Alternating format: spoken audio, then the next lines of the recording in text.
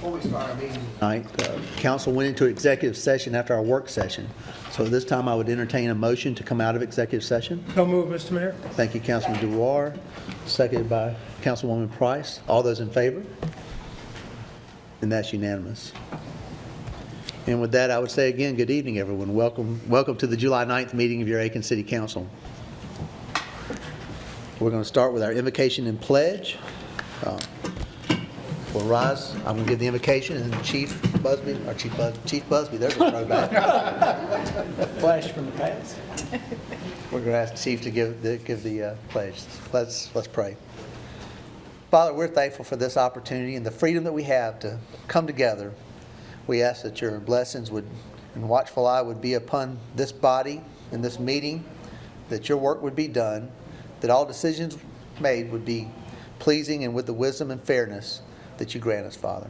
We pray that your blessings would be upon our public safety, men and women who are out protecting us tonight, Father. We just pray that you would be with them. We pray for our community as a whole, that you would just continue to hold it and gird it and guide it and keep us safe. It's in your name we ask it. Amen. Amen. Hello, Chief Barranco.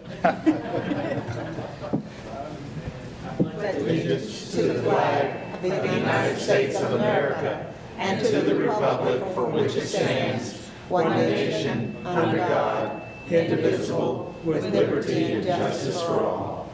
Thank you, Chief.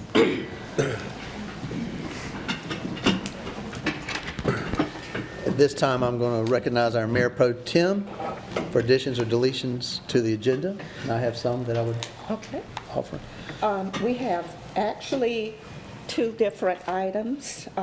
We have a motion to add a request from the Golden Harvest Food Bank to hang banners in downtown promoting their concert for their Golden Harvest Food Bank benefit. And that's going to be on the petitions and requests number 2A. We also have a motion to continue the petitions, under petitions and requests, items 7 and 8, which is the approval of memorandum of understanding with Second Baptist Community Development Corporation and the Nehemiah Community Revitalization Corporation. And I have two other additions if we could. We're going to add these pre-minutes. So it'll be next on our agenda. Item 1 will be a resolution authorizing the City of Aiken to employ Stuart T. Beanball as the city manager. Item 2 will be a resolution authorizing the City of Aiken to enter into a contractual arrangement with the city manager. And those are all the additions that I have. I make a motion that we approve the agenda as presented. Second. Okay, we have a As motion. amended. Yeah. Motion and a second. All those in favor? Okay, that's unanimous. Thank you. So before minutes, we have two items to consider. The first item is a resolution authorizing the City of Aiken to employ Stuart T. Beanball as the city manager. Is there a motion? Mr. Mayor, I'd like to make that motion. I'm proud to do it. Okay. Mr. Waltz, is there a second? Second. Second. Mr. Jericho? We all want to say Minutes reflect everybody gave a second on that one. Very good. On this item, I would like to ask Councilman Duar if he could. We had a committee working with our interim, setting goals, working through, and I'm going to ask Councilman Duar, who was on that committee, to please give a summation of that. Thank you. The mayor appointed council members Price, Walls, and DeWar as a committee to evaluate the hiring of our city manager. We met on 2 occasions, specifically with Stuart. Our focus was on outlining a series of goals. We wanted them to be specific and as measurable as we could get them. Sometimes at that level of performance, it's a rather subjective thing, and you can indicate a lot of things that you want to do, but we know if we've been in government for any period of time, government moves very slowly. But we wanted to focus on what we wanted to get done. We wanted to hold the city manager accountable to the goals that he presented to us and that we approved. And I think it was a very active committee. Both Leslie and Ed Woltz participated, as did I, and I think we're very pleased with where we're at. So with that, Mr. Mayor, back to you. Thank you, Councilman Dewar. Are there any comments from the audience? Okay. Any other comments from council? Okay, with that, all those in favor of voting in support of a resolution authorizing the city to employ Stuart T. Beanball as our city manager, please raise your hand. And let the record show that's unanimous. And ladies and gentlemen, I give you your new city manager, Stuart T. Beanball.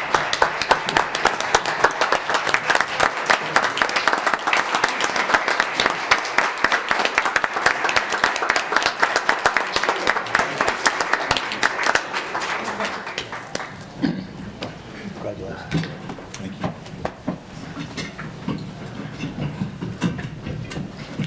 The second item we added, this is a resolution authorizing the city of Aiken to enter into a contractual agreement with the city manager.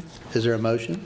Mr. Mayor, it is a motion that I'm proud of to make, is that we enter into a contractual agreement with our newly hired city manager, no longer interim, and the contract that we've mutually agreed upon is $430,000.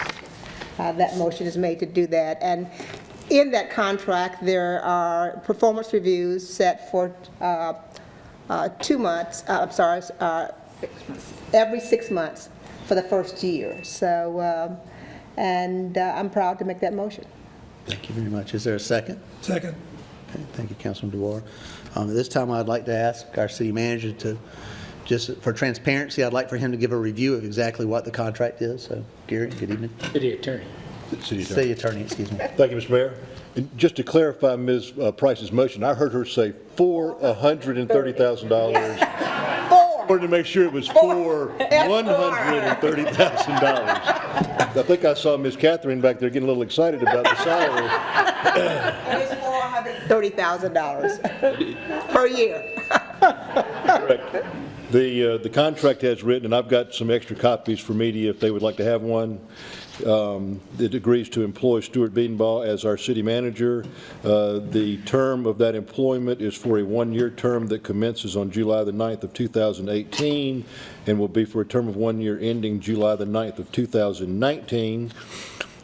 His salary will be $130,000 per year, and he will have his initial performance review after 6 months, which would be scheduled for January the 14th of 2019. Other than that, he enjoys the normal benefits that other city employees enjoy. There are some contributions for Civic Club memberships, use of a city-provided vehicle, reimbursement of expenses that he incurs in his line of work. In the event that Mr. Beanball would be terminated by City Council during the time of this employment, where he is still willing and able to perform the duties as city manager, in that event the city has agreed they would pay him a lump sum cash payment equal to 2 months of his annual, 2 months of his aggregate salary, unused annual leave, and to continue to provide and pay for the hospital, dental, and medical benefits for a period of 2 months following the termination. In the event he is terminated for cause, he would not receive that benefit. And that is essentially the terms of the agreement. Any questions? Thank you, Gary. Yes, sir. Comments from the audience? Comments, questions from council? Mr. Mayor, Yes. I know I've been vocal with my other council people about the appropriateness of entering into a contract with the city manager, and I've had great apprehension about doing that. However, after reviewing this and all, I think this is the best contract for the city, and I'll be proud to support it. Councilman Waltz. Okay, other comments? Okay, all those in favor? This item? And that's unanimous. Thank you. Get a photo with the, Family? can we get a photo with the family and the rest of us? Do it. Stuart, Bring yes, him up here, yes, I Stuart. guess you might want to introduce. I would like to recognize my wife, Catherine, of 23 plus years. Thank you. And My son Thomas, who lives in Columbia, and my daughter Colleen, who is a student at University of South Carolina, as is Thomas. But she lives in Aiken, working this summer. Very good. Can they come forward?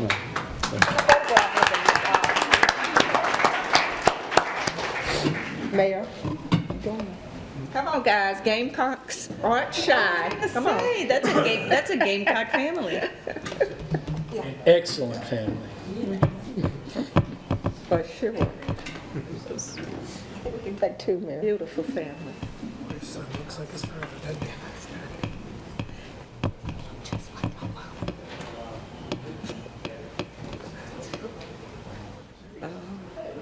She got them shorts.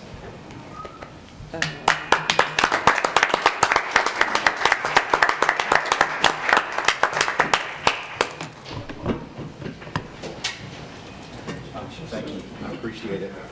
Thanks. So little.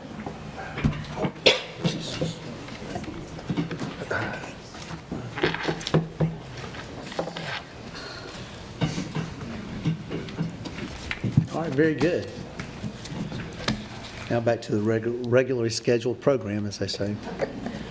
Next up on the agenda is approval of the minutes. Our minutes were distributed to council members for their review prior to our meeting. Is there a motion to accept the minutes as presented? I so move. Thank you, Ms. Diggs.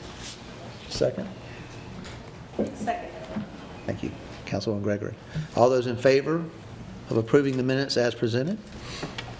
And that's unanimous. Thank you.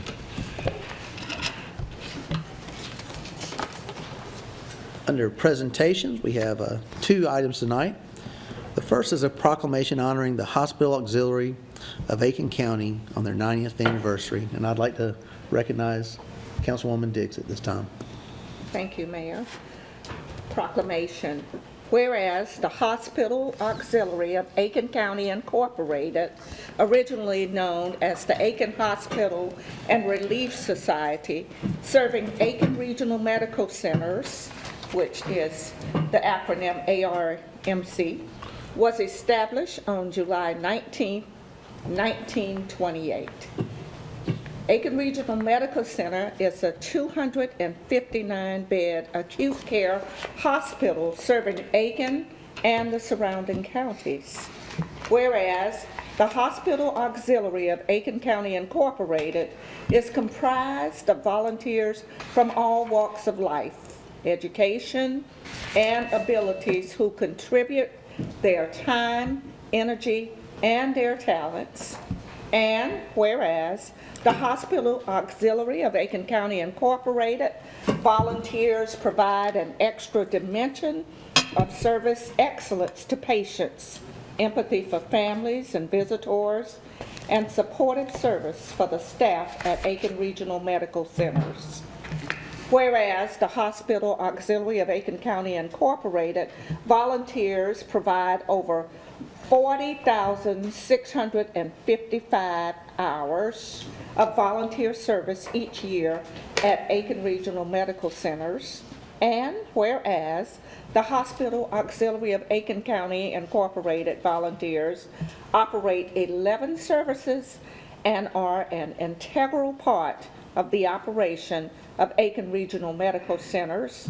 And whereas the Hospital Auxiliary of Aiken County Incorporated annually awards $15,000 in scholarships to the University of South Carolina of Aiken, Aiken Technical College, and other institutions for students enrolled in a medical field of study.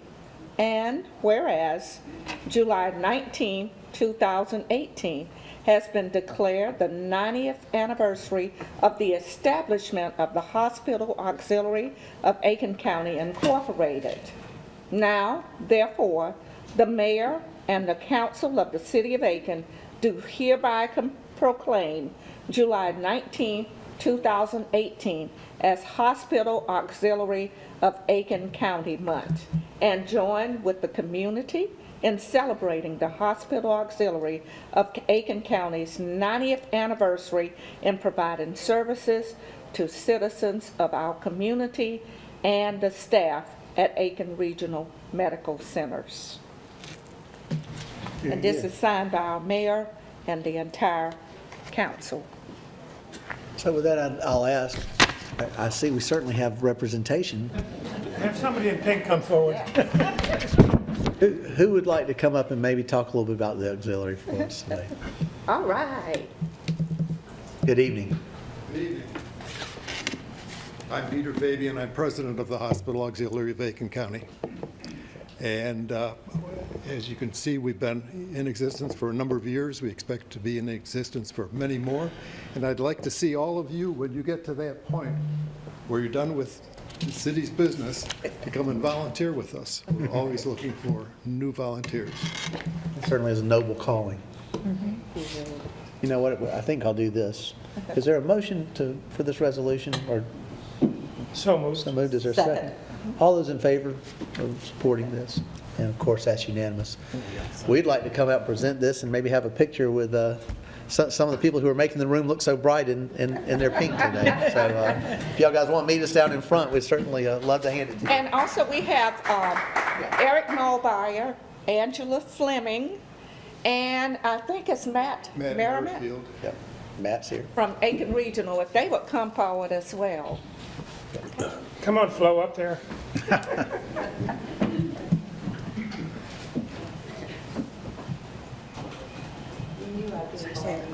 Yes. And I knew you'd be at the head of the class. Are you really? Good for you.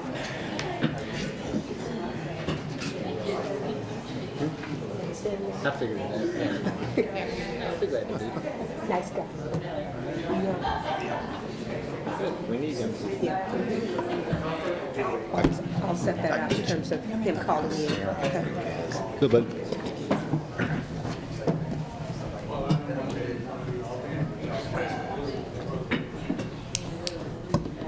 All right, let's just, probably the way we're going to get this.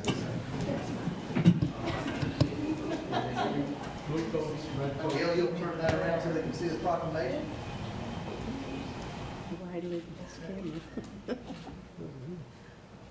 Gotta do a panorama. That's right. Can we give them one more hand for it?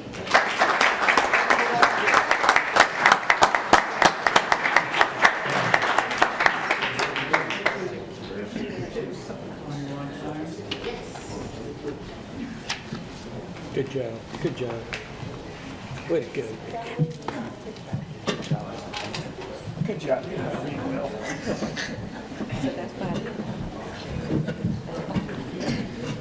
Last one he gave me was a tough one to read. Oh, God. Too many words, a lot of words.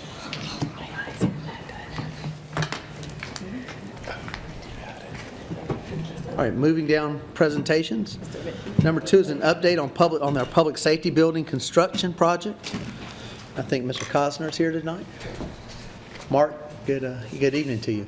Good evening to you guys. Thank you very much for having me. I am a little disappointed. I thought all the folks were here to see my presentation. If that's okay. But my name is Mark Costner. I've got a little presentation that, thank you very much, Sharon. So this is agenda item 2, I think, and if you don't have it, We do have the attachment in the packet. so I'm just going to go through it. This is something we've been doing. This is the second one. We did kind of one before we kick-started, but this is just kind of an update on where we're at. So the design status and permitting and bidding on this project, forgive me if some of you guys already know some of this. This is just kind of recapping what we've done before, but so this is the new headquarters project. We're 100% on those 3 items, the design status, permitting, and bidding, which is good news. And we're in construction. We're about 3 months into the project now. We've done, and I love this kind of stuff, but you guys might think some of it's kind of boring, but I really like it. Underslab plumbing, interior masonry, those things are complete. The metal stud wall framing's going on. If you have a chance to, we've got a couple pictures here. Obviously, I see the chief and his team out there all the time, so it's really neat when the walls are going up because you get a sense of things. Plumbing, mechanical, and electrical work's all going in. And we've got the new building pad for the fire station bays. We have a four bay, double bay that's going in, and that building pad is ready, the dirt part of it. And obviously, the chief and his team are out there pretty much every day coordinating with me and answering all the questions, so they've been great. One thing you'll notice different from the last update is we have the latest rendering here. So this rendering, it's a little dark here, but I've got another one that's a little lighter. But anyway, so we've picked, all the colors have been picked kind of on the front. You can see it's following the same traditional colors that we've been talking about. Again, a little darker here, but we're going to see something that'll lighten it up a little bit. But this is the latest and greatest look, so I wanted to bring that. Some other things of note, furniture, fixtures, and equipment, which we have a bunch of those. We're probably about 98% with the layout and design, so putting it on drawings, quantifying it, and getting ready to pull the trigger on those. IT status, there's a whole bunch of IT guts in this project, and Angela Hale's team and the whole city IT team have been working with us, but AT&T and Atlantic Broadband and all the fiber and SLED requirements, so all that's being coordinated and it's going well. But a lot of details there. We're on track with the budget. That's always good news. We've got 3 plan changes that have been approved, and we're currently at 408 in project contingency. That's $408,000, and that remains unchanged from our last update. Schedule-wise, we're still on track for April of 2019, and so I've got Sarah, are you controlling? So we got a few pictures. I'm gonna just show you these pictures, and then we'll do the little, I've got a little rendering presentation. But so on the top left, you see fun stuff, again, that I like. And by the way, the chief and all his team love it too. But the metal studs with this is walls and the admin on the top left, and on the top right is the outside look of the walls as they're coming up with the block walls in the admin area. The bottom left is a dark picture, but it's the front entrance before they've poured a slab and they put walls up. So that front entrance in the lobby is all new. So they're in the process of building that. And then the picture on the bottom right is hard to see, but that's an interior shot looking at the inside of the courtroom. Okay, so now I've got something, Sarah, do you have, or do I need to push it on this one? There's a, you want me to do it on this one? Anyway, there's a little video, and if you tap it, let's see if it'll do it. It may take a minute, it's a large file. So I did this in my spare time. No, it's not. Can I push it on this? Oh, I can push it on. Danger. One moment, please. Let's see. I've already got it up here. Okay. So I did this in my spare time at the house. No, I'm just kidding. This is the architect did this. So basically, took the same rendering and there's a bunch of pictures to it, and then he stretched it all out and put it into a. Basically, you got to get a feel for, how the front, and this is just the front of the building. So this is the front left in the administration. We're looking straight at records. This is the front entrance, and the look, it'll have a combination of stone and brick and stucco. And obviously a bunch of glass, which is always nice for letting in the light. And then to the right side of the building is the court area. And then the fire bays are on the very right. So basically, just taking whatever we had, like 15 pictures, and just kind of put it all together, so we could kind of show all the angles.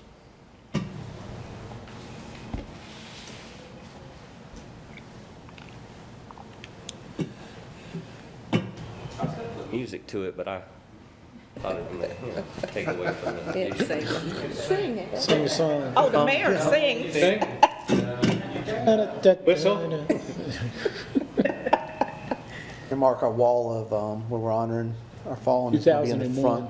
2009. No. Yeah, so if you Dum, go, dum, dum, that memorial wall will be, so that's a curved kind of, that's the front lobby right there, that curved portion.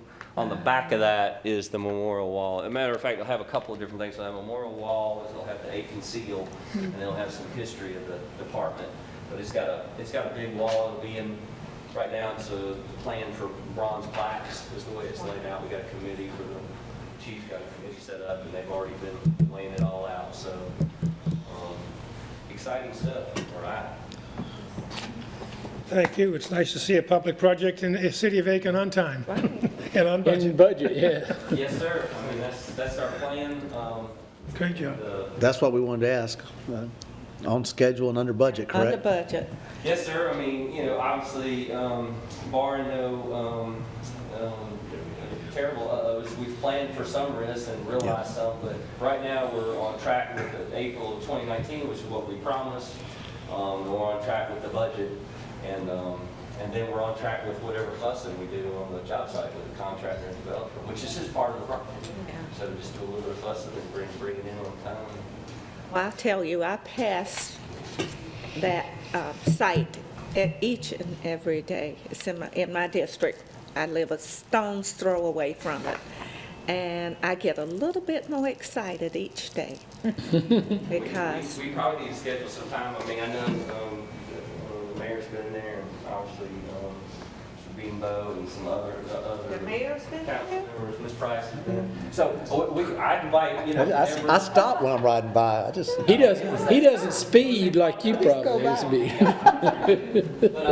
But welcome. Miss Price was, by the way. I've been Come by. over there and take a look. Just go and by. It is neat stuff. It's one You thing let I- them in? Well, Just of course, walk in. absolutely. He told me he was coming. And, but to see it, it's one thing to plan it and we're all excited, but boy, to walk through it and actually see it happening is a neat thing. And, Okay. like I said, the chief's team, the captains, lieutenants, they go through it, been through it a number of times.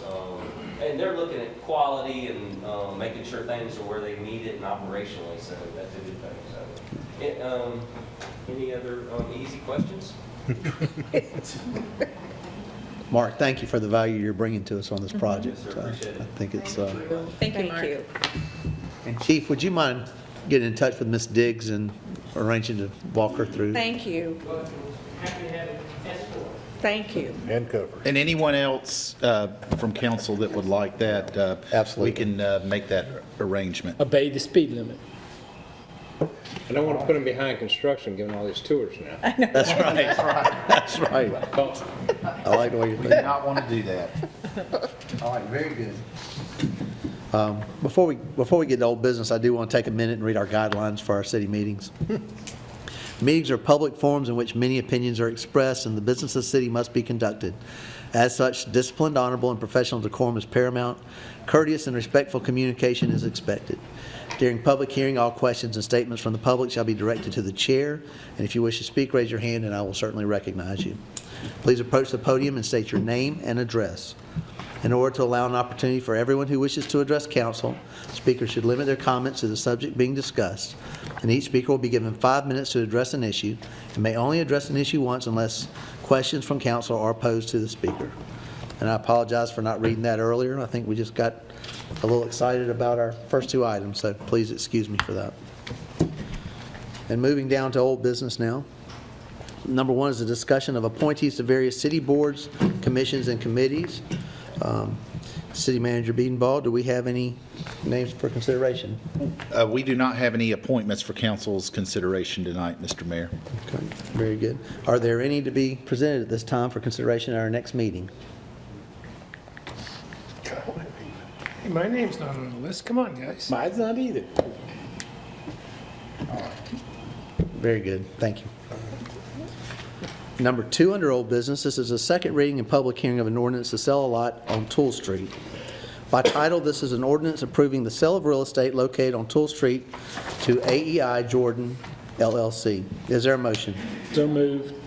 Second. Okay, Mr. Jericho and Ms. Price, thank you. Comments from staff? Mr. Mayor, we do have for council consideration tonight for second reading the consideration of a sale of a lot on Toole Street. Sean offered, the principal of AEI Jordan, has offered $2,500 to purchase this lot, and council approved this purchase on first reading at the June 25th meeting. And it's now back for second reading and final consideration. Thank you, sir. Any comments from the audience? Comments from council? I think it's important, again, to note that this is the culmination of a contract on 5 lots, and we had to break it down to 4 and 1 because of an error. So we didn't sell it for this price. It was a combination of 5 together. Correct. Yes, sir. Very good. With that, all those in favor? And that's unanimous. Thank you. Moving down old business to number 3. This is a second reading and public hearing of an ordinance to annex property at 265 Springwood Drive and zone it RS15, residential single family. By title, an ordinance to annex property located at 265 Springwood Drive and owned by Joshua and Joy Richardson, and to zone the same residential single family RS15. Is there a motion? So moved, Mr. Mayor. Thank you, Councilman Dewar. Is there a second? I second. Thank you, Councilwoman Diggs. Comments from staff? Mr. Mayor, thank you. We have for second reading tonight this proposed annexation of 265 Springwood Drive and Jim Lakes. It would be, the recommendation is that it be annexed and zoned residential single family RS15. Council approved this at first reading at their June 25th meeting, and it is now back to you for second and final consideration of the annexation of this property on 265 Springwood and zone at RS15. Thank you, sir. Any comments from the audience? Comments or questions from council? Okay, all those in favor on second reading? And that's unanimous. Thank you. Moving down to that section of the agenda, new business. Number 1, this is an approval of undergrounding agreement with South Carolina Electric and Gas Company for a portion of South Boundary Avenue Southeast. Is there a motion? So moved, Mr. Mayor. I'm sorry. Councilman Waltz made the motion. Councilwoman Price? Second. Second. Comments from staff? Mr. Mayor, thank you. For a number of years, we've collected money from franchise fee from South Carolina Electric and Gas, and in 2016, we increased it from 3% to 5%. This amount, a portion of this is to be used, we dedicated for undergrounding. We have money set aside to underground per this agreement. This would protect the oak canopy from Williamsburg Street to Charleston Street, and we would execute this agreement and begin this planning to get the utility lines underground. One of the things that SCE&G must do every so often is they have to do tree trimming around overhead power lines to prevent long-term power outages, and also just to protect their investment with the lines. And by undergrounding, there would still be some trimming, but it would decrease greatly. Our trees are an asset. We are a tree city, as we long ago knew, but this recent tree study confirmed. And while SCE&G certainly has said they will take as great care as possible, they do have a good track record of doing similar undergrounding of old growth trees. For example, we discussed in our work session where they undertook an undergrounding project in Mount Pleasant on Long Point Road, which has similar old growth trees, and there was a successful project. Some of you may remember in May 2016, we had a public meeting in our conference center on the first floor of this building to discuss that project, where we had representatives from SCE&G and representatives from Mount Pleasant to discuss the success of this.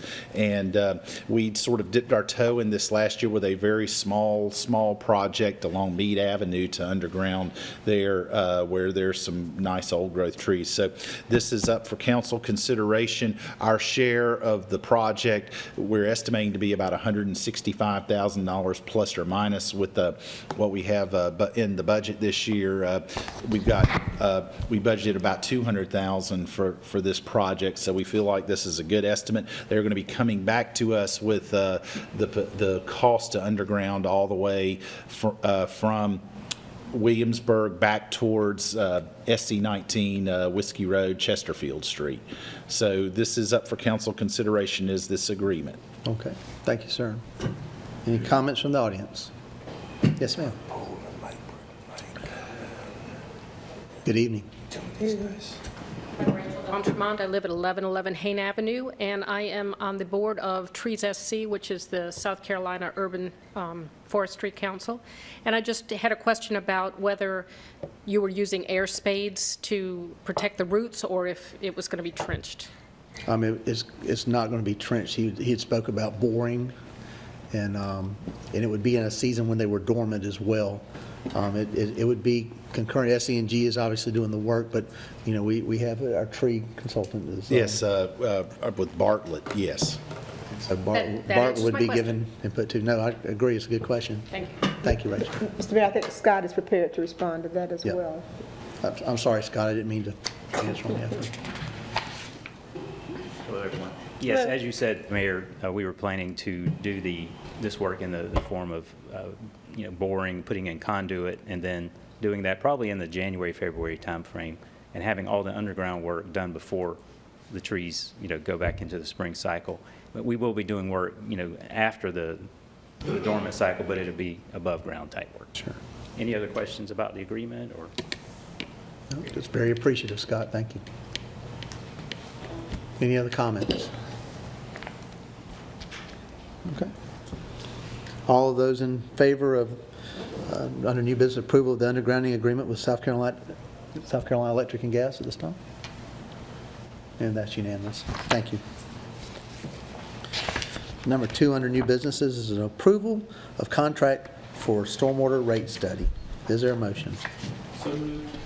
Thank you, Councilman Jericho. Is there a second? I second. Thank you, Councilwoman Diggs. Comments from staff? Yes, thank you. Mr. Mayor, we do have, similar to what we had presented to council earlier this year for a water and sewer rate study, we believe it is time to look at evaluating our storm rates. So one of the things we would like to do is we entered into a request for proposals with recently, and we selected a firm, Wood.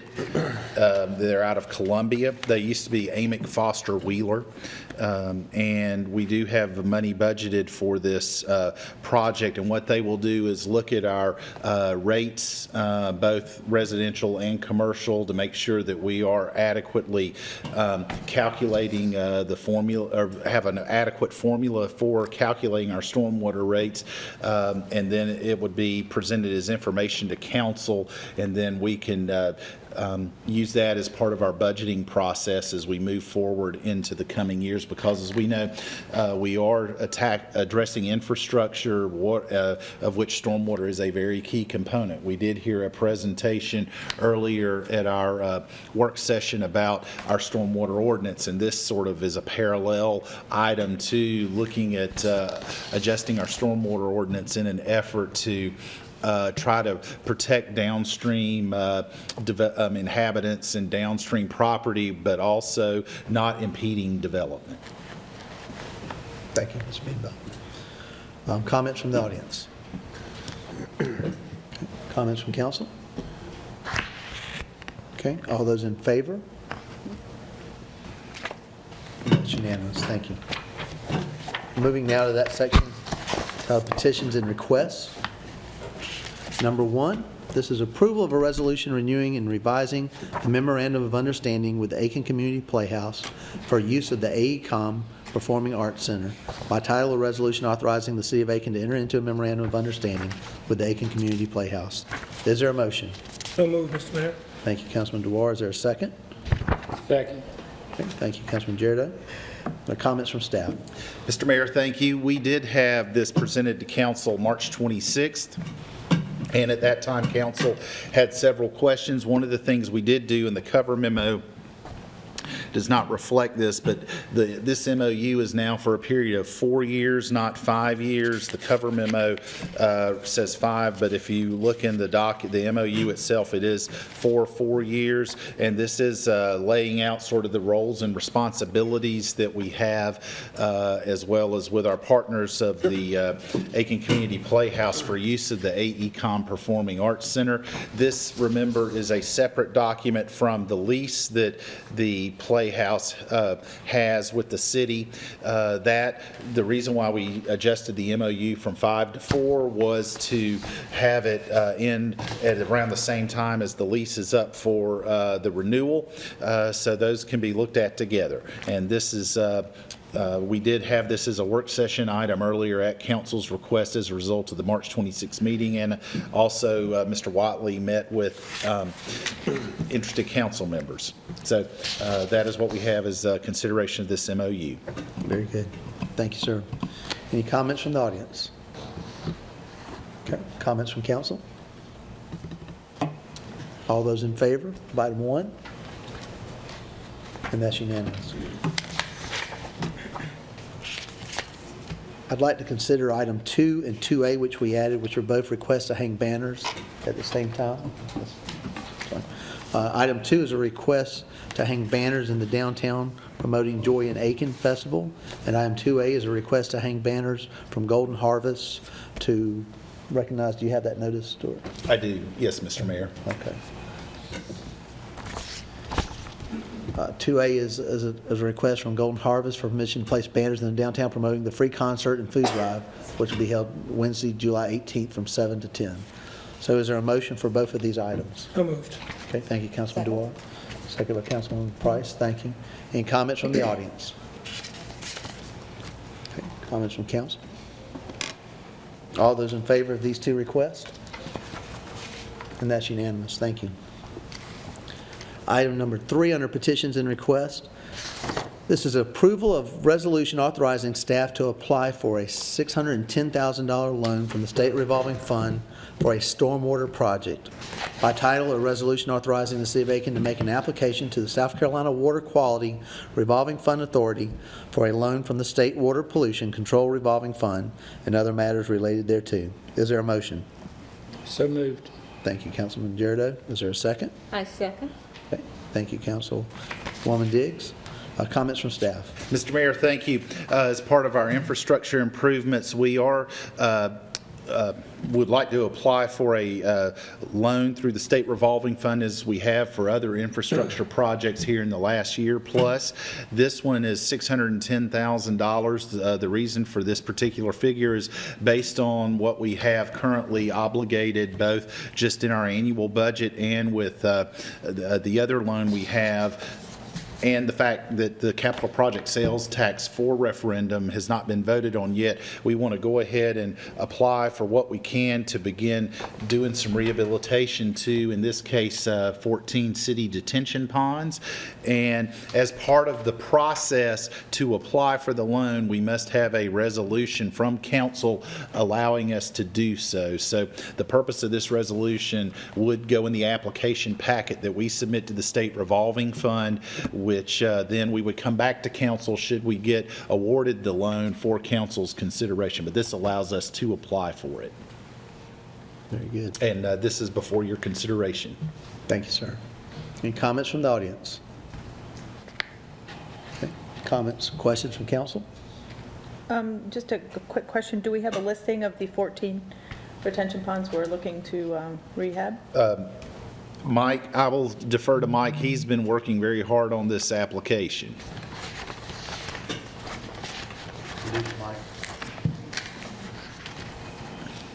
Yes, the city owns 54 detention ponds that we're responsible to maintain. This is 14. We categorized them, surveyed them, and these are the, I guess, the top 14 or the bottom 14, however you want to look at it. But we had to start somewhere, so we took the ones that needed the most work, categorized them, and figured out what needed to be done, come up with this figure, applied for the SRF loan. So 14 of the 54 right now. Can we get a list The in the next list of packet? them. Yeah, could you get a list of Stewart so that he could disperse it to council members? Yes, sir. I'd love to talk, if it comes up with the community, it'd be nice to be able to share what exactly we're doing out there for the purpose of the loan. Thank you so much, Mike, appreciate it. Put this out to council tomorrow when Mike sends it. Thank you, Mike.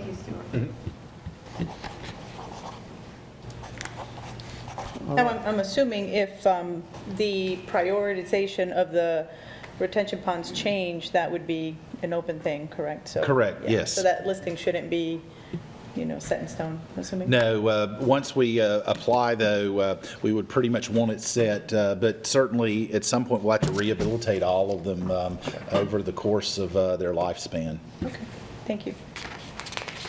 Any other questions or comments? Okay, all those in favor?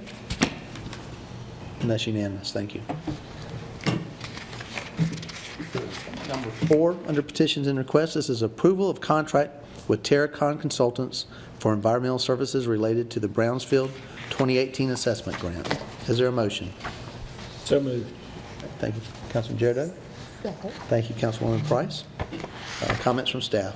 Mr. Mayor, thank you. As you know, we were awarded in April an EPA Brownsfield assessment grant for $300,000, and this is the second time we applied for it, so we were very appreciative to have this opportunity.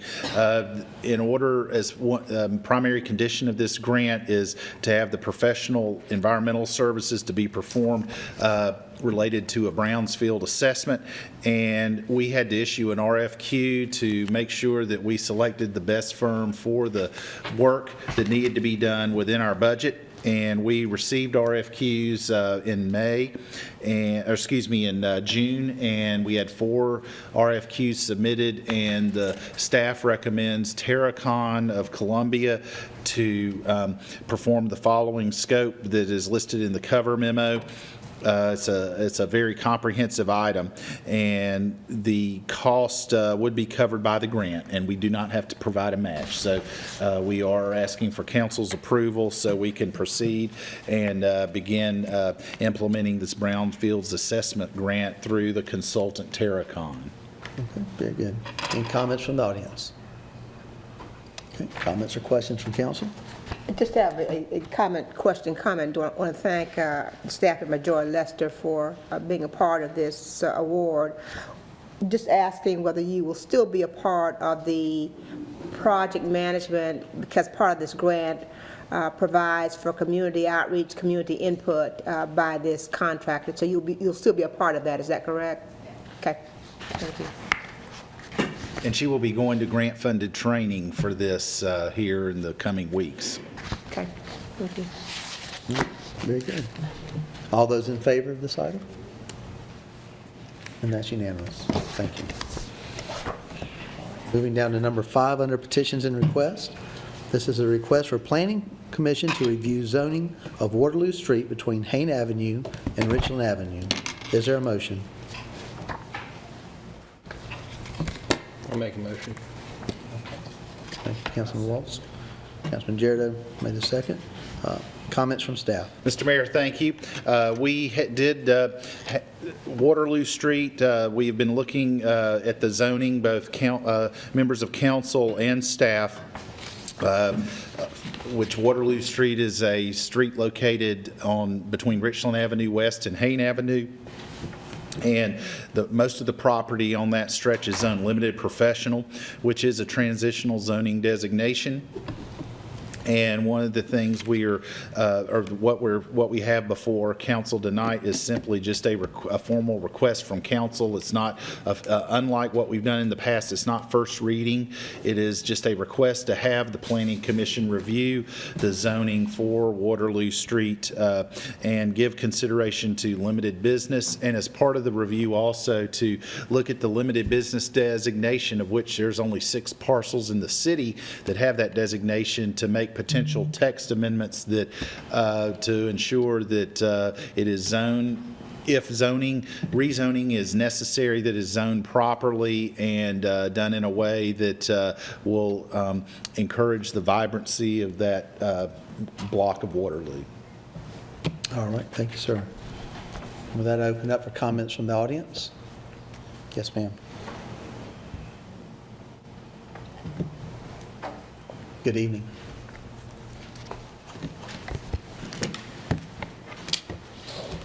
My name's Elaine Yaroche. I live at 132 Trafalgar. My home backs up to Waterloo. I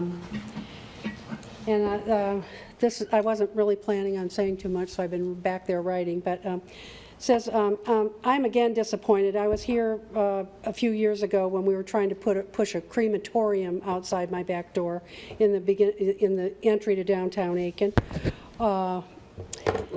And it said, I've been in Aiken for 40 years, and year after year, all we've heard is how we need to keep our downtown vibrant. That's been the biggest thing in our horse district. And now it comes up again where we want to chop up some more of our properties there. I feel that we are making another error in judgment in changing the zoning from limited business, or to limited business on Waterloo. Waterloo hasn't sold because people have, either the properties are too expensive, they're asking too much, they have to put too much to tear them down, or because nobody knew what was happening with the zoning. And now because the hospital is going to do something, everybody's jumping on the bandwagon to do something with Waterloo. And we had a meeting with the mayor, and it was brought up that people said just because you can't sell your property is no reason to change the zoning for everyone. We all bought in that area. I live behind Shell House Funeral Home, across from Rocky Napier. We have attorneys on our streets. We love it. There's nobody there at night. There's nobody there. There are children playing on the swings in the daytime. We love the neighborhood. There's no noise at night. There's no weekend business. There's nothing to disturb the homeowners that are there. My husband and I ran up and down Richland Avenue yesterday, and there are 13 empty places for businesses to go that are within walking distance, really, of downtown Aiken. Dunkelbarger's place is falling down. The city doesn't even maintain the front. There's junk all over the front of the place, and the other medical building. And I mean, there are 13 properties on Richland Avenue, and we're trying to increase we're trying to make this side of town more vibrant. And we're letting all these other places just go. Now we want to take Waterloo and run businesses down through there. And I don't know how many of you would want a quick shop, whether it has a drive-in or whatever, behind your house. Would you want a bank? Would you want a liquor store? Liquor store on Richland Avenue is fine. But behind your house, where people are coming and going and you don't know who's coming or going. And a lot of these places back up the historic district. You know, I don't understand the thinking myself. And like I said, what makes Aiken different from any other town is its horse district and its downtown area. Other than that, you go down Whiskey Road, we're like driving down Memphis, Tennessee. I mean, it's like anywhere else. You know, I'm sure the money will talk in the long run. All of a sudden, properties are selling and you know, that have been sitting there because somebody knows what's happening. And quite frankly, I'm concerned about what's going to happen at the hospital. If that doesn't work out because we don't have the jobs for the millennials or whoever we're trying to appeal to, we could end up with Section 8 housing there or something. And it's not inconceivable because the people who invest that kind of money have to make their money, and Section 8 housing, you're guaranteed their income. Everybody says, oh, no, they would never do that. Well, they're guaranteed their income, who the investor is. I just think that we should try to bring more homeowners downtown. I think if Waterloo is right now is zoned, the houses on Park Avenue that everybody thought nobody would ever be happy in, the Rainbow Row type houses, they love living there. You know, that I could see that kind of thing that would enhance that neighborhood rather than chop it up and have quick shops and massage parlors and whatever else is okay to be in that area. And basically, that's all I have to say. I'm totally against changing the zoning. I think what we have now, we can make work. even if, I mean, we have to tear down some buildings. But I think Richland Avenue has a lot of blighted areas that can be available to have businesses that are within walking distance to downtown and the hospital. So, thank you. Thank you, Elaine. Anyone else address? Yes, ma'am. Good evening. Good evening, Mr. Mayor, council members. I too am apprehensive. I am Eileen Cesare, and I live at 151 Trafalgar. My property does not butt up against Waterloo, but I'm on the other side of the street. I've only lived in the neighborhood for 2 years. I bought the home because my grandson goes to Mead Hall, and it's a neighborhood. We actually live in this neighborhood. The other children who live in that neighborhood go to the Aiken Prep campus, and they go to Mead Hall, and they walk to school. I don't want my grandson, excuse me. Do you have business to conduct, or are you going to listen to me? I was asking a question about what you were saying, but Okay. go ahead. All right. I'm sorry, my apologies. You're forgiven. I don't want my grandson having to walk through, he already has to walk through Richland and all the derelict places from my property to Mead Hall. Hain is okay at this point in time.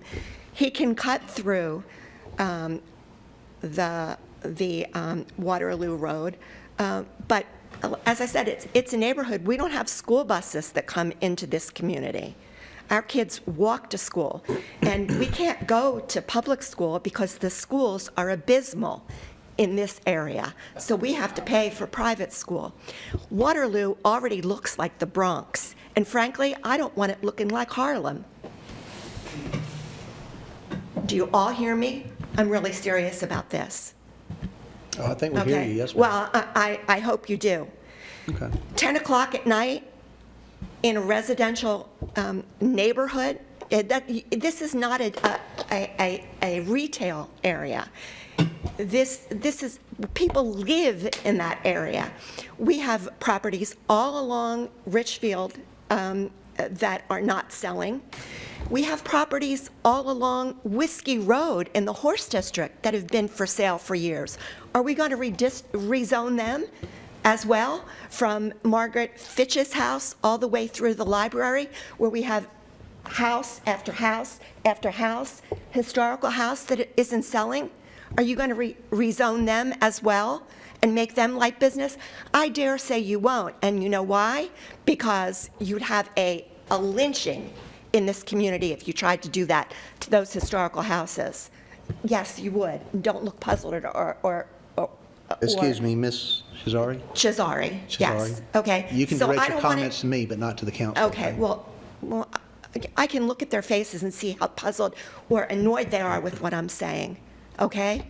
So, Mr. Mayor, and I thought I was supposed to be directing my comments to you and to the council members, so I apologize as well. Okay, so if you're going to study this, you need to have residential input from the community and just not make what you think is a business decision. There's already too much traffic going through there, as I said, and our kids can't walk to school. You're going to have a big fight on your hands. Thank you, ma'am. Yes, ma'am.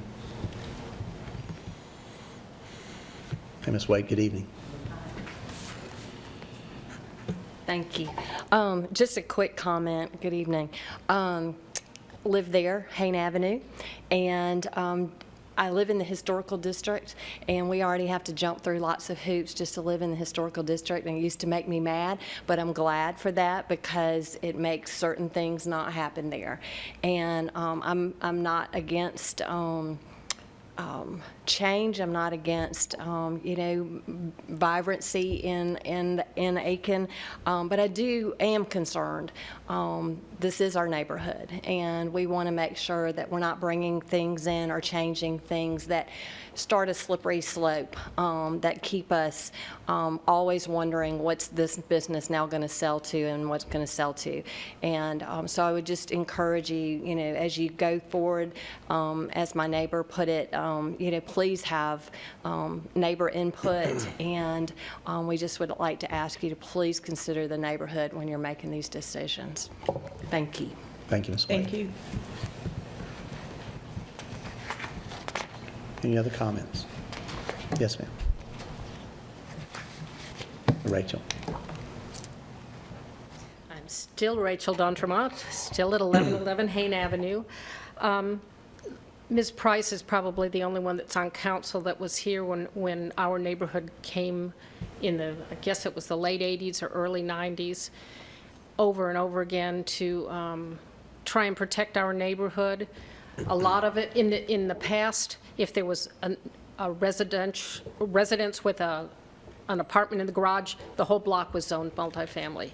If there was one business on the corner, the whole block was zoned professional back then. And it took us years of coming to meetings to get it put back as best it is now.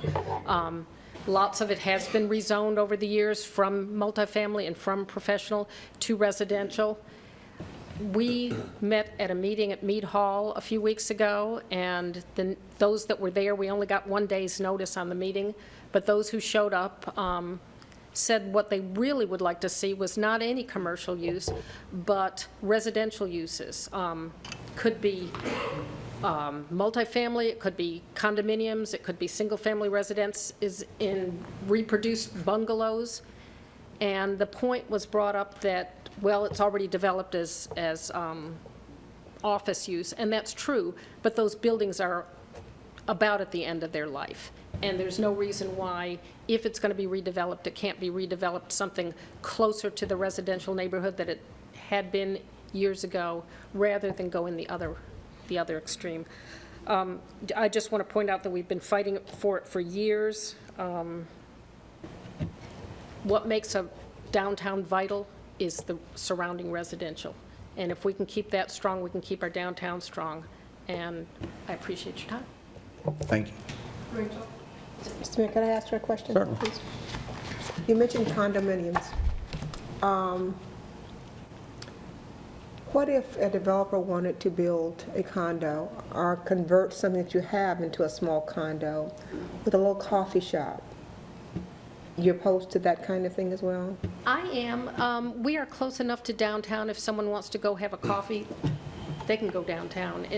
I think when you expand the commercial uses out of your core downtown, then you weaken your downtown.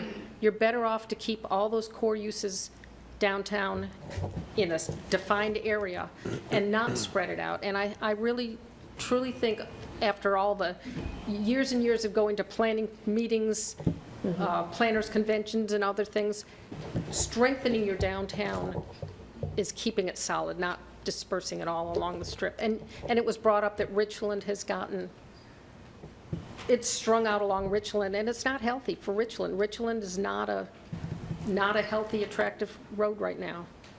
But if we concentrate on Richland and make that healthy and keep the residentials on each side of it, I think it would be better. Thank you. Yes, sir. I understand to say that we cannot address city council, but we can address you. No, sir. Individual comments to council members, they okay. should just be directed. And to the members of the city council. Yes, sir. Mr. Attorney, Mr. Mayor, and you, Mr. Manager, and Napoleon, if he happens to want to try again. Waterloo. I'm Neil Myers, 1108 Valley Green Drive. Our lot corner is on Hain and Dibble, so we are part of the neighborhood. I'd like to use your words on agenda memo. Most of the property on Waterloo Street between Hain and Richland is zone limited professional, a transitional zoning designation which allows light commercial uses regulated in a way to minimize neighborhood impact of commercial activity. You propose asking the Planning Commission to review changing the designation, which minimizes the impact to the neighborhood, to one that would allow greater variety of B&Bs, liquor stores, your words, copy print, furniture, grocery, paint, hardware, glass, wallpaper, or carpet stores. Sounds like Walmart. Your inference is that rezoning would move away from minimizing the neighborhood impact. And you're right. This is moving in the wrong direction. At the meeting on June 21st, which we weren't invited to, the residents were asked their opinion as to what type of commercial buildings they would want on Waterloo. Their response, which was not accepted, was that it should be returned to single-family residential, condominiums, or low-density multifamily. The only response that they would accept would have been what type of additional impact to the neighborhood would be acceptable. And this is no way to run a railroad. There are many places on Richland Avenue, I looked at some today, that are for sale, that are for rent. These are commercial businesses that would not infringe on our neighborhood. And I hope that you'll drop this consideration, which would put more money in someone's pocket at the expense of our homes. I thank you. Mr. Myers. Thank you.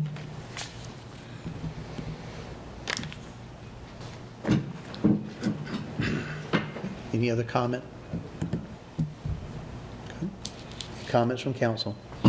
Yeah, let Duar? me make a comment. I guess it's, most of this area is in my district. I don't like the wording in the agenda, quite frankly, because I think what we're asking the Planning Commission to do is to consider rezoning to limited business, and I don't think we should be asking the Planning Commission to do that. This is a problem that really has no solution, quite frankly, that's acceptable to all the parties involved.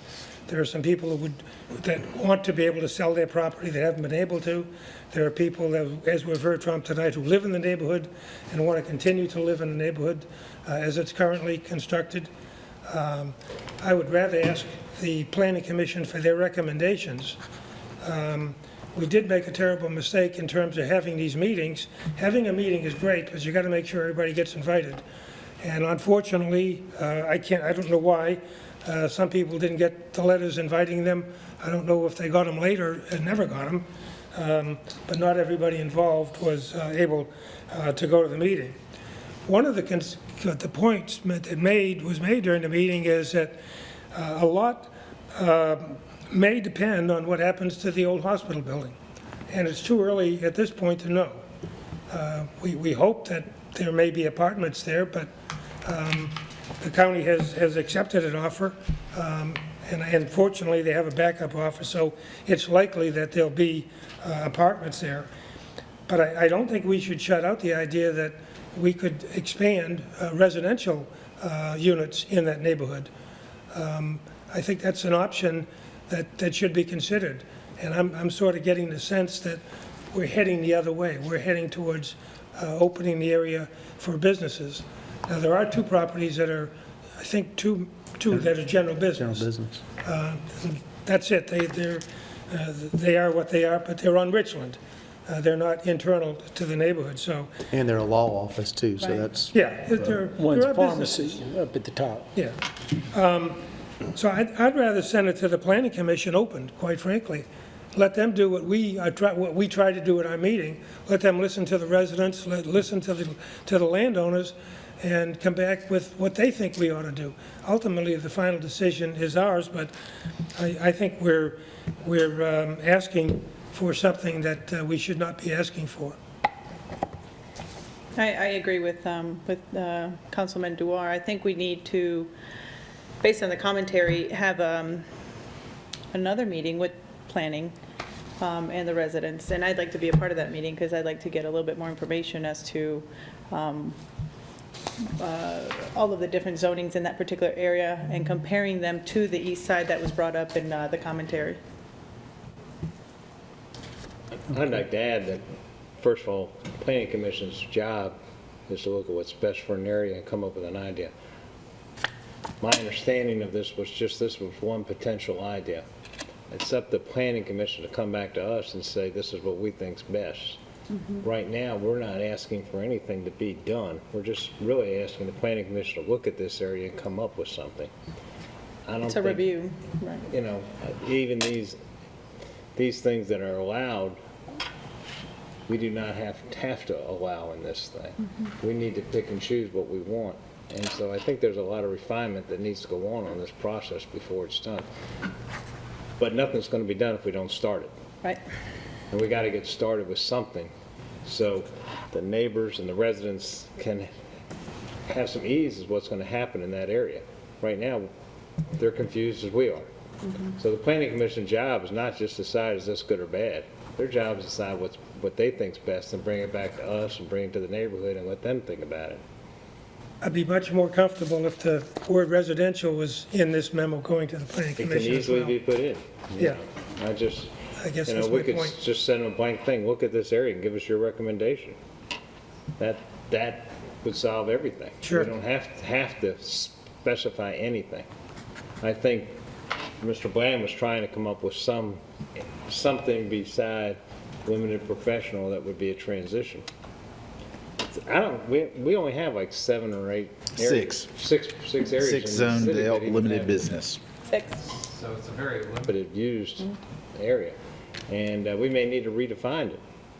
And I think that the idea is if the planning commission decides to go with LB, and I don't know if that's what they would, maybe they'll do LP and make some exceptions in that. Or But- change but it if they toward do- residential. Because I'll say, as a resident said, liquor store, I mean, Right. there's some things in there that, I wouldn't allow. I mean, there's liquor only stores. 6, and of course, I wouldn't vote for that if that were in it either. So if that's what came back to us, I absolutely Yeah. agree with that. Exactly right. I think just as that area has always been a mixed use, and I heard what Rachel said about doing something that would be a preference to more residential in it. But I do think mixed uses do work. Walkability in the communities do make sense.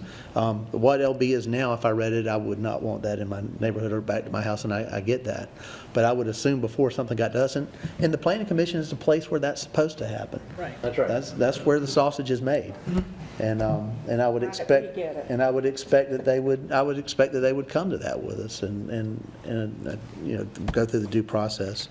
May I make a comment, please, sir? I represent the north side where the county complex and that corridor, and I will tell you that the folks that live in that area would prefer that county complex be listed and be developed as residential.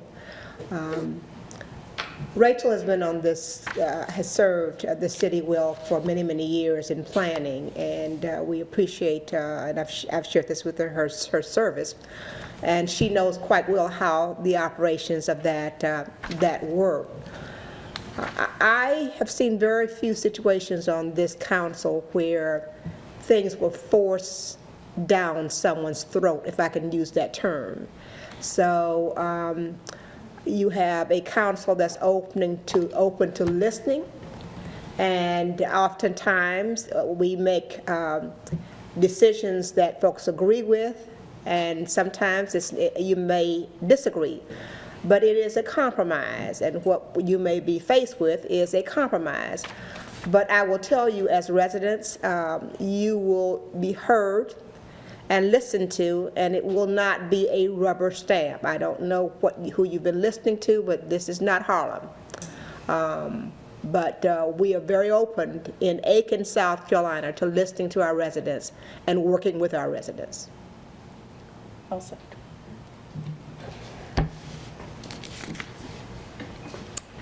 Councilman Dewar, if Councilman Waltz and Gerardo agreed to it, since they made the motion in the second, to add, so that this would be a request for Planning Commission to review zoning of Waterloo Street between Hayne Avenue and Richland Avenue with emphasis of encouraging residential. Would you be more comfortable with I'd it? be much more comfortable with that, yes. Would you be willing to amend?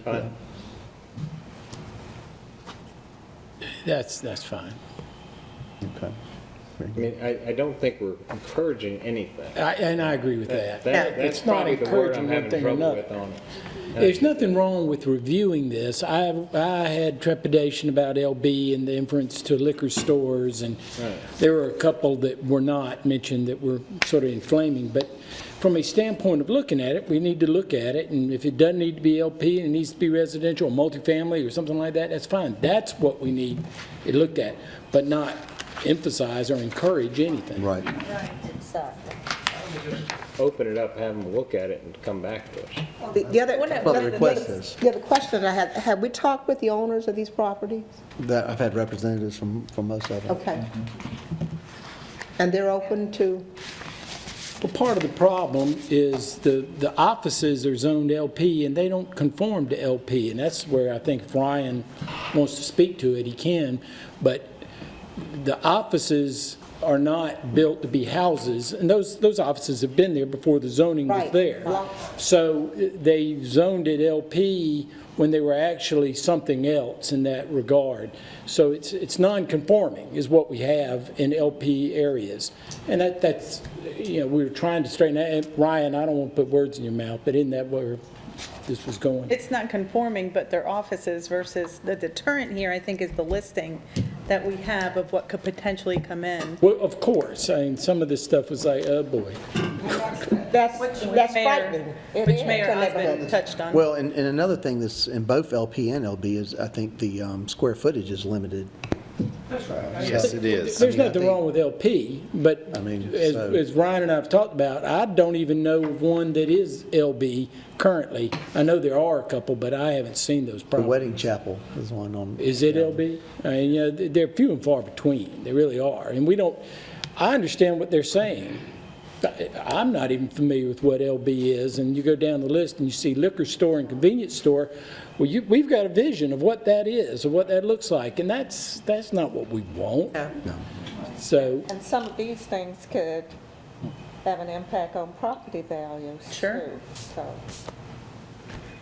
I would recommend that we, that we send letters to the residents, to the applicable residents, enough in advance so they get them before the planning commission. And the other thing, and I'm going to ask Councilmember Waltz to help me out, I've had people go to the planning commission and feel frustrated because the planning commission says, for this first meeting, we're only here to discuss it, and there's no opportunity for public input. I mean, I would hope that whenever the planning commission is considering something of this nature at least, that they afford the Why don't we public an bring- opportunity Why to don't we bring speak. Ryan up? Because that's frustrating to go to a meeting and not be able to That speak. gets down to the chairman's job. Okay. I don't even know who the chairman is these days. Jack Hunter is the interim. Okay. Correct, yeah. Mr. Jack Hunter's interim chairman. But it's, in a lot of those situations, it's been similar to when the council holds work sessions where you don't necessarily open it up to a public hearing during your work session, but become more familiar with the situation. And I believe that's kind of what you're speaking to. They have had that on a number of cases where they wanted staff to give them a briefing on the kind of the nuts and bolts of the ordinance prior to going to the next step and potentially opening a public hearing and moving forward with a properly noticed item. And so that's been pretty typical of the way they've held their work sessions. Well, if that's what you're going to do, then I would suggest that that be in the letter so people can realize that they will not be afforded the opportunity for public hearing at that meeting, but that they will be at a subsequent meeting. That work session will be publicly advertised just as our work session is. Right. We don't send letters out on our work sessions, so, I mean, I think, there are procedures for that. Well, we've taken public input at work sessions. Sure, and planning commission can too. Yeah. Correct, yeah. And so, again, I could have these kind of conversations with the chair of how to address that. Okay. Thank you, Ryan. Thank you. So you want to take this resolution from the top again? Or this motion, I should We're say? voting on a request for planning commission to review zoning of Waterloo Street between Hain Avenue and Richland Avenue. Period. Okay, so there's no addition to Yeah, it. exactly. We're not encouraging Okay, very anything. good. Just look it over. Thank you. That is how the motion was made. That's a second on it. So this is, we're voting on a request for Planning Commission to review zoning of Waterloo Street between Hayden Avenue and Richland Avenue. So all those in favor? Wait a minute, what's the planning commission going to get from council? Are they going to get the memo that came attached to in our packet? I would hope. Yes, they will. Okay, well, that's, Yeah, Ryan's detailed. well, that's where I had, that's where some of my concerns were, because that lends itself to saying, we want to look at this particular zoning, and I think that we've all agreed. With this criteria. With other options. With I should other say. options With as other options, well, it should and be- perhaps text amendments to particular sections of the, Right. of I mean, I can these speak to that. We've also designations. prepared a meeting that summarizes those public input sessions like we had at Mead Hall, so they'll be getting that sort of information as well, so. Thank you. Thank you. Okay. So we have the question. All those in favor? That's Councilman Waltz, Councilman Price, Councilwoman Gregory, and Mayor. Oh, that's unanimous. Yeah. That's unanimous, sorry. Thank you. Okay, moving down to number 6. This is approval of capital projects, sales tax 2 and 3 for bid for Daughtery Road and Whiskey Road intersection improvements. Is there a motion? So moved. Thank you, Councilman DeWar. Is there a second? Second? Okay, thank you, Councilwoman Gregory. Comments from staff? Thank you, Mr. Mayor. We do have for council consideration tonight, we have been working on this project for quite a while. We received funding from the South Carolina Transportation Infrastructure Bank of about 1.6 million for this project, and the remaining amount, what we are requesting council approval for, is to spend capital project sales tax for the additional costs which are outlined in the memo. We did have a bid opening for the project. 2 vendors submitted a bid. The lowest responsible bid after review was Satterfield Construction Company of $1,893,025. In addition, other costs related to this project include the construction management, materials testing, and we propose using the accounts in both CPST 2 and 3 to complete this project. And again, as I heard someone say, we are finally at the point where we're ready to do so. One other thing as well is once the property owner of the old bowling alley property gets his permit, or excuse me, a document signed by an adjacent property owner agreed to, we will release the money to buy his little right-of-way that the county clerk of court has had in escrow since late 2016. Okay. So this is for council consideration tonight, and in terms of with the project itself, we're glad that we have our project management leader, Rick Toole, here from WR Toole Engineering. Good. Rick? We don't have any questions. We just wanted you to come up so we could say hello.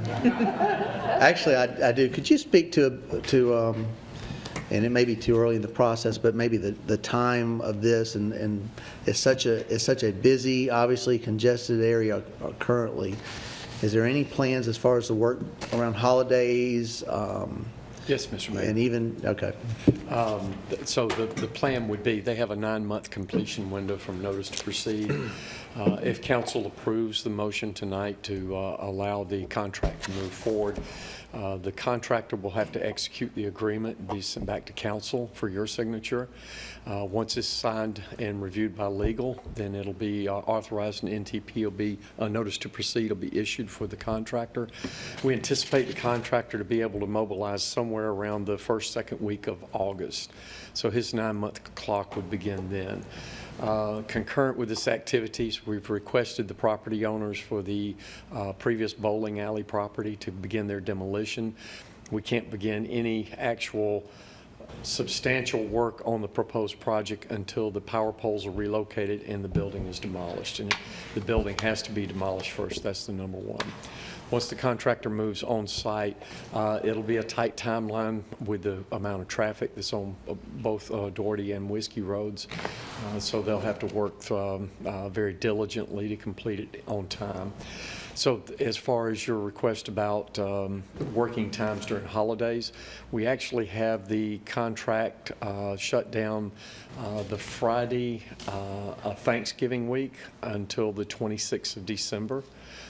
So that we don't discourage any movement of traffic during the holiday season. And then again, it'll be shut down during the week of Masters in case there are Masters rentals in any of those areas that might traverse through. Okay, good. Any other questions for Mr. Toole? Thank you, Rick. Thank you. Any other comments from the audience? Okay. Comments from council? Okay, all those in favor? That's unanimous, thank you. All right, 7 and 8 were pulled or continued. Items of information. I'd like to ask Jessica, our Parks and Rec, I don't want to put her on the spot, but I think we have a pretty big event coming up in the city, and I'd like to give you an opportunity to talk about it if you could. Good evening. Good evening. Yes, I hope everyone can join us this Saturday, our grand opening of Generations Park, and we're going to have our Touch a Truck event. Our annual event will be held out there as well from 9 to noon. The ribbon cutting for the park will be held at 10, and I hope some of you will be able to speak on the event. And it's going to be a great time. Lots of activities for the children, and new playground, new picnic shelter. So a lot to see, and we really hope everyone can enjoy it. Thank you, Jessica. Yeah, absolutely. Thank you, Jessica. This Saturday. We appreciate that, and of course, enjoy all of your work on this project, too. Get a tent and sleep on it. Anything else for the good? Hey, is there a motion to adjourn? I do. Jared, is there a second? I second. Biggs, all those in favor, please stand up.